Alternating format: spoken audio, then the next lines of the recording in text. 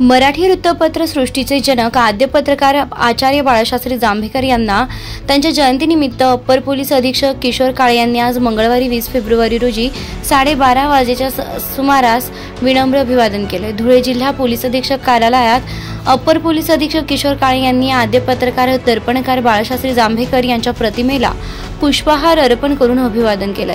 या प्रसंगी उपस्थित मान्यवर पोलीस अधिकारी कर्मचारी आदींनीही जांभेकर यांच्या प्रतिमेला पुष्पहार अर्पण करून अभिवादन केले। या अप्पर पोलीस अधीक्षक काळे यांनी बाळशास्त्री जांभेकर यांच्या जीवनावर आधारित मनोगत व्यक्त केलं। तसेच बाळशास्त्री गंगाधर शास्त्री जांभेकर हे मराठी भाषेतील आद्य पत्रकार होते। त्यांनी 6 जानेवारी 1832 रोजी त्यांनी दर्पण हे मराठी भाषेतील पहिलं वृत्तपत्र सुरू केलं।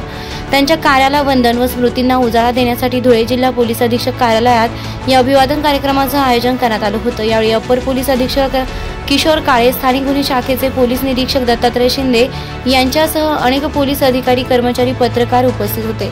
MDTV न्यूज धुळे तालुका प्रतिनिधी दिलीप साळुंके।